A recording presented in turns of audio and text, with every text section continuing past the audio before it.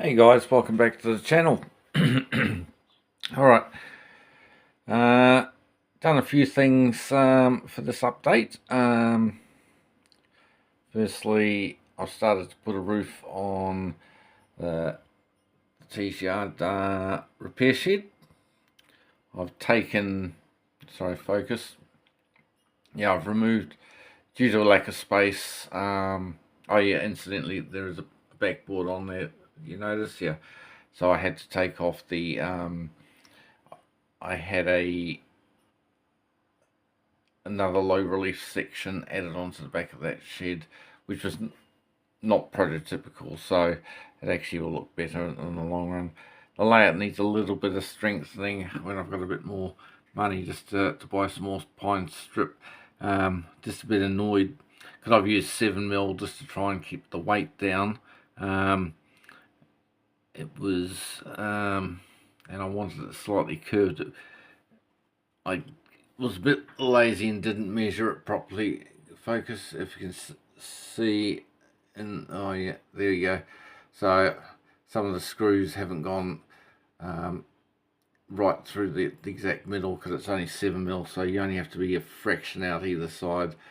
But I'm probably going to get some gap filler, which I will pull back, use in all the corners, and that will strengthen it and fill the gap. And then I'll get some more of the very light blue. Okay, so today we're going to work on the hard standing. So in front of the shed, I've decided I want a concrete pad. I'm not sure whether the real thing is actually bitumen as opposed to concrete. And I bought this to try. So we're going to have a go with this. So we're going to coat that thinly, put some down the center, and then fill in some of the gaps with yeah, we'll actually we'll put ballast in there first, and then when that's dry, in a second session, I'll put a layer of the concrete right up against the track there, so there's no gap.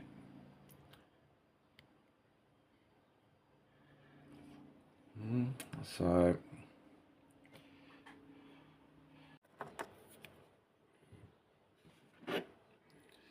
water in there.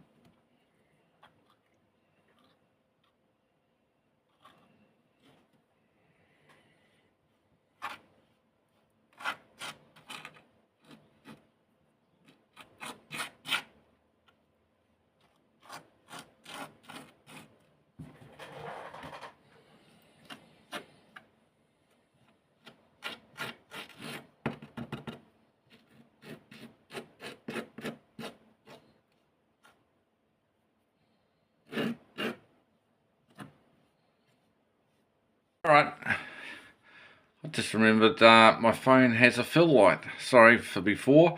Anyway, we've come back, so yeah, it does go a lot further.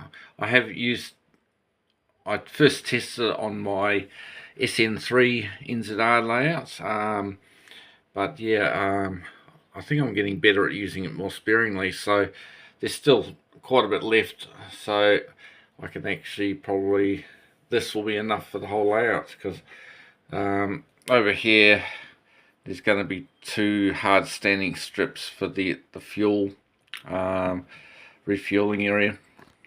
But anyway, so I glued this bit of 7mm ply. By the way, yeah, I've used 7mm ply for the hard standing base, so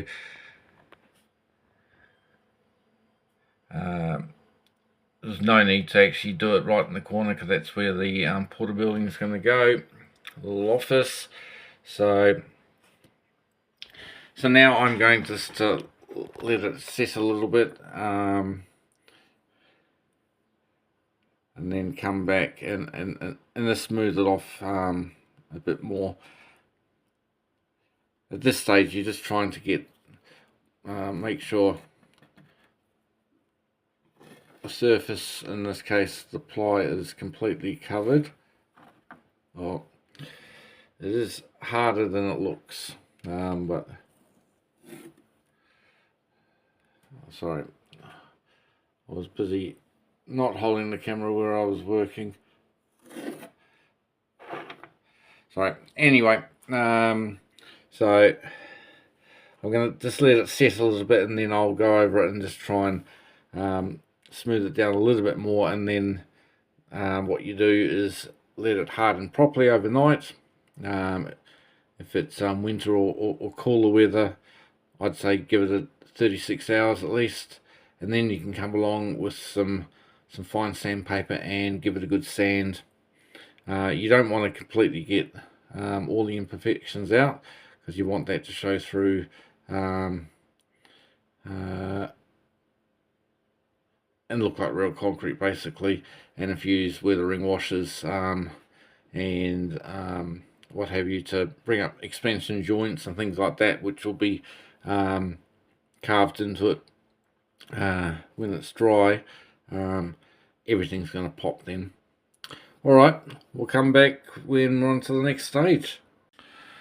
Welcome back, guys, to these wagons. Alright, Sunday the 1st of February, so this is now dried, the concrete. Now, I probably did things the wrong way around, because I was a bit impatient to yeah, put the concrete down, but as you saw in the previous section of the video, I applied it to the hard standing around the shed there, but hadn't added the extra ballast, so I've since done that. That's now dry, so, and I've ballasted the track up to the hard standing there, so some of it still needs drying. But in hindsight, I should have probably painted the edge of the 7mm ply with some grey and then ballasted it, waited for it to be hard, and then applied the hard standing. I've just realised now I've actually run out. There might be a little bit left I can use, but I was going to, the idea was to build up, just use the ballast to build up the height between the rails there, and then put a thin layer, an extra thin layer of the concrete across the top, so it would be all the way across. And as you can see, I'm going to have to sand some ballast off there. And then while I had it, I cut another piece of ply in this shape here, because at the real tees yard there is concrete hard standing. There's hard standing for the fuel filling area, the diesel. Sorry, I'm a bit blocked up this morning. So I glued that down, and I've applied the hard standing to this area here. So there's going to be sort of a wire fence running across there, and as per the pictures, which I'll bring up on the screen in the corner, showing that there's a couple of little steel huts, they look like, so they must house the pumping equipment, which are going to run along the front here, and yeah, that should look quite good. So yeah, the next step is to get some sandpaper and actually smooth out some of the high areas, but I still want the texture. But as you can see close up, the concrete paint actually gives you a really good texture. And then I can roll out the expansion joints, start cutting those with a scalpel knife and adding some cracks and what have you. Alright, and then it'll just need a bit of weathering. Alright, we'll come back. It might be in the next video, but yeah, so far so good. I should have just paused and thought out the process a little bit, but okay guys, welcome back to the channel. This will be probably the last little part on the hard standing. As you can see, I've been using some washers. Now you have to be very careful. I don't know what the chemical difference, like, I probably prefer the Vallejo washers and paints. Those ones are acrylics and you can mix them with water. Don't know what the difference is. Tamiya, really good paint. If you're going to thin it down, you need to use IPA, and it doesn't seem to mix with water. So you have to be careful how you use the accent, because it won't just sort of dab off, whereas you can flood the wash and you can use an old cloth or something and you can just dab off the excess and keep applying and removing till you get the look you like. But yeah, so I've scribed the expansion joints into the what's on here? Is that a flaky stuff? Oh, I think I've spilt some. Oh, sorry, you can't see the finger. Those dots, I'm just wondering where they've come from. There might be some paint. We'll have a look at that. Anyway, sorry, you get easily distracted. This one I made a couple of mistakes on, but I sort of used a wash and it hasn't all come off. But I'm actually, the more I look at it, I think, well, that actually looks alright, because you get mud and grime, anything like a railway yard or any industrial setting, the concrete's not going to stay concrete colour for very long, especially in a refueling area like this. So I did use the accent line to score.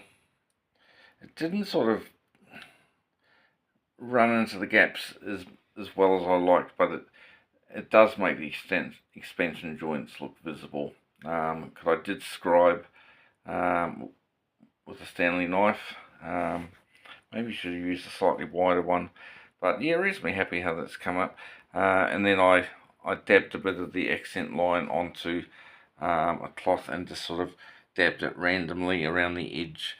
So if the locomotive's here and the guys are refueling it, perhaps greasing axle boxes, doing some systems checks and some mechanical checks before it heads off on its other job. greasing, oiling, you know, those kinds of things, it's going to get a bit mucky. So, and over here I did the same sort of thing. Even though it's not a TMD, there's going to be some wagons that are going to be lifted up off there using the hoists, hopefully, which I'll eventually get. We'll lift them off the bogies or the wheel sets, or some wagons will be serviced outside, perhaps greasing, oiling, bearing boxes,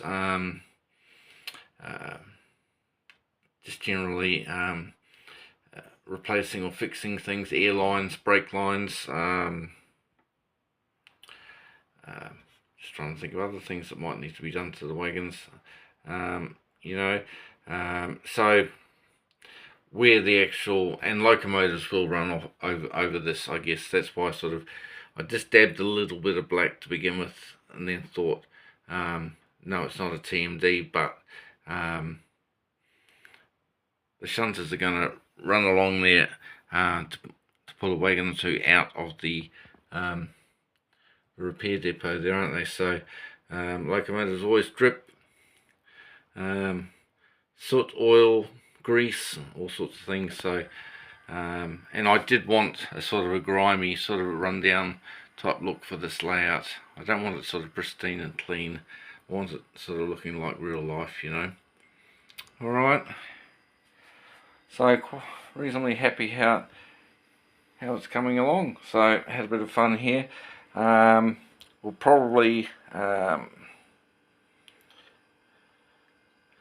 don't know, I have to get some information whether the manufacturers or other modders recommend flat coating the concrete areas or not, or whether it's going to be fine as it is. Because if I don't need to use it, I might as well save it. It's I don't have an airbrush, so it's in the Tamiya can. I might as well save it for clear coating, flat coating, rolling stock, and other sort of like projects. Alright guys, I'll stop waffling. Always keep checking my pictures, so obviously not exactly the same, but the basic idea has come from this photo. A Wagon repair shed, it looks somewhat similar, with a refueling area at the other end. The only difference is my main is down the centre, and it will sort of extend along to another siding, so that there'll be this can remain a head shunt if need be for the refueling area, but wagons that are being stored ready for waiting upon repair can go into one siding, and then the other one can be used for sorting. So pulling completed jobs out, putting them there, grabbing other wagons that need to go in, all that kind of thing. So it will just give me that extra siding. So yeah, my refueling area is sort of to the right, and that'll be the main in and out on the layout. Alright, apologise for the bad camera work. Sorry it is a bit late here, filming this in New Zealand. I should go to bed, I've got work tomorrow. Thanks for watching. I'm so grateful for all the great comments, the likes, new subscribers. Please continue to support me and share my work, and hopefully I can keep producing some good content, or make the content even better by perhaps buying a proper camera and some good lighting. Thank you very much. Bye for now.